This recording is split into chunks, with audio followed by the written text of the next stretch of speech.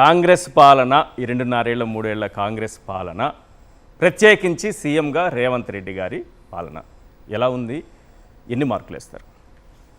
1 అబద్ధాలు, 2 శాడిజము, 3వది చూస్తే గ్యారంటీల అమలులో వైఫల్యము, 4వదేమో రాష్ట్రం అన్ని రంగాల్లో కూడా నెగటివ్ గ్రోత్, రాష్ట్రం యొక్క ఈ డౌన్ఫాల్ అనేటువంటిది స్టార్ట్ చేసింది. మీరు ఎక్కడ ఏ ఒక్క రంగం చెప్పండి నాకు ఈ రాష్ట్రాన్ని మేము ముందుకు తీసుకుపోయినామని. అద్భుతంగా 9.5 ఏళ్ళు పాలించి కేసీఆర్ గారు మీకు అందించాడు. It's a positive growth. Per capita ఇన్కమ్లో ఇండియాలో నంబర్ 1గా తెలంగాణను మార్చాం. స్వంత ఆదాయ వనరుల వృద్ధిలో ఇండియాలో తెలంగాణ నంబర్ 1గా ఉంది. జిఎస్డిపి గ్రోత్ రేట్లో తెలంగాణ టాప్లో ఉంది. పర్ క్యాపిటల్ పవర్ కన్జంప్షన్లో తెలంగాణను అగ్రగామిగా నిలిపాము. ఇట్లా సాగునీటి రంగంలో అద్భుతమైన ప్రయత్నం చేసి దేశంలో అతి ఎక్కువ వరి ధాన్యం ఉత్పత్తి చేసే రాష్ట్రంగా 2021-22లో తెలంగాణను నిలిపి దేశంలో మొదటి స్థానంలో నిలిపాము వరి ధాన్యం ఉత్పత్తిలో. ఇట్లా అనేక రంగాల్లో తెలంగాణను అద్భుతంగా మేము తీర్చిదిద్దితే మీరు వచ్చిన తర్వాత ఏం చేసినారు? ఇలా రేవంత్ రెడ్డి ఒక అబద్ధం మాట్లాడుతున్నాడు. పదే ఏమంటాడు? నన్ను కోసుకొని తిన్నా పైసలు లేవు, నేను ఏడికెళ్ళి తేవాలి అని మాట్లాడతాడు. ఉద్యోగస్తులకు మా డిఏలు ఇవ్వండి, మా పిఆర్సీ ఇవ్వండి అంటే నన్ను కోసుకొని తినండి పైసలు లేవంటాడు. పిల్లలకు ఫీజు రియంబర్స్మెంట్ ఇవ్వమంటే పైసలు లేవు అంటాడు. లేదు నువ్వు అన్న ప్రకారం అవ్వాతాతలకు 4,000 పెన్షన్ ఇస్తా అన్నావు. కేసీఆర్ 200 ఉంటే 2,000 చేశారు. మీరు 2,000ని 4,000 చేస్తా అన్నావు. 31 నెలలైనా చేయలేదు, ఎప్పుడు ఇస్తావు అంటే డబ్బులు లేవు అంటాడు. మహిళలకు మహాలక్ష్మి కింద నెలకు 2,500 ఇస్తా అన్నావు. ఏమైంది బాబు అంటే డబ్బులు లేవు అంటాడు. నిజంగా డబ్బులు లేవా? నీ మూసీ సుందరీకరణకు 1,00,000 కోట్లు ఖర్చు పెడతా అని ఇలా ప్రాజెక్ట్ స్టార్ట్ చేసినావు, దానికి డబ్బులు ఉంటాయి ఎందుకంటే అక్కడ కమిషన్లు వస్తాయి. ఫ్యూచర్ సిటీకి 1,00,000 కోట్లు ఖర్చు పెడుతున్నావు, దానికి డబ్బులు ఉంటాయి ఎందుకంటే అక్కడ కమిషన్లు వస్తాయి. అందాల పోటీలు నిర్వహించడానికి 100 కోట్లు ఖర్చు పెడతావు, అక్కడ డబ్బులు ఉంటాయి. నీ ఫుట్బాల్ షోకులు తీర్చుకోవడానికి 100 కోట్లు ఖర్చు పెడతావు, అక్కడ డబ్బులు ఉంటాయి. నువ్వు ఇప్పుడు అద్భుతమైన సెక్రటరియట్ ఉండగా కూడా కొత్త క్యాంప్ ఆఫీసులు కట్టడానికి 100 కోట్లు ఖర్చు పెడతావు, దానికి డబ్బులు ఉంటాయి. కేరళలో ఎన్నికలు వచ్చినా, ఢిల్లీలో ఎన్నికలు వచ్చినా, ఈ దేశంలో ఎక్కడ ఎన్నికలు జరిగినా అక్కడ ఫుల్ పేజ్ అడ్వర్టైజ్మెంట్లు ఇవ్వడానికి 100 కోట్లు ఖర్చు పెడతావు, దానికి డబ్బులు ఉంటాయి. మూటలు ఢిల్లీకి పంపడానికి 100 కోట్లకు డబ్బులు ఉంటాయి. అంటే నీకు వీటన్నిటికీ బడా కాంట్రాక్టర్లకు 20,000 కోట్ల రూపాయల బిల్లులు కమిషన్లు తీసుకొని ఇచ్చిండ్రు, దానికి డబ్బులు ఉంటాయి.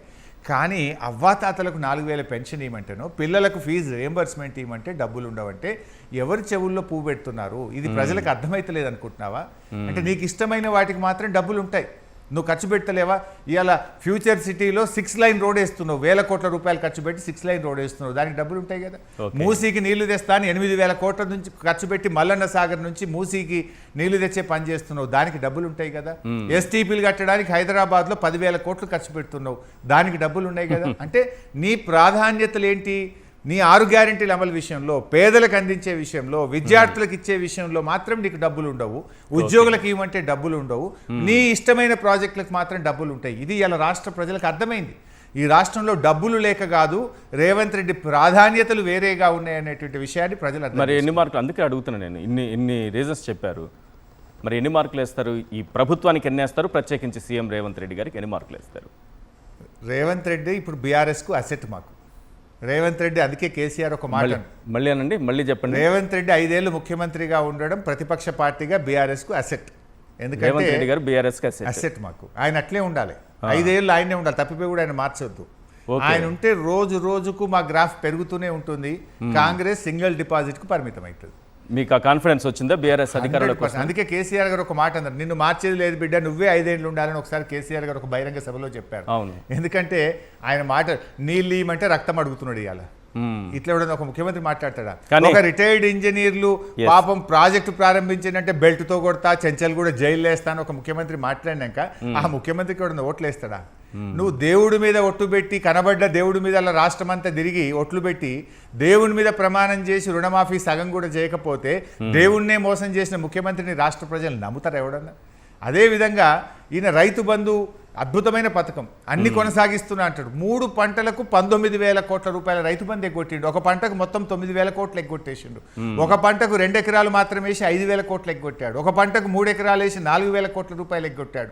మరో పంటలో 1,000 కోట్లు, మొత్తం 19,000 కోట్ల రూపాయల రైతు బంధు డబ్బులు రైతులకు ఎగ్గొట్టినాడు. రైతు బీమా పథకాన్ని ఆపేసినాడు. ఎరువుల సరఫరాలో పూర్తిగా వైఫల్యం చెందినాడు. ప్రాజెక్టుల నిర్వహణలో పూర్తిగా వైఫల్యం చెందినాడు. పంటల కొనుగోలులో పూర్తిగా ఫెయిల్ అయ్యిండు. అసెంబ్లీలో భారీ డైలాగ్ కొట్టిండు, ఇది నా శాసనం, ఎవడన్నా తరుగు తీస్తే తోలు తీస్తా అన్నాడు.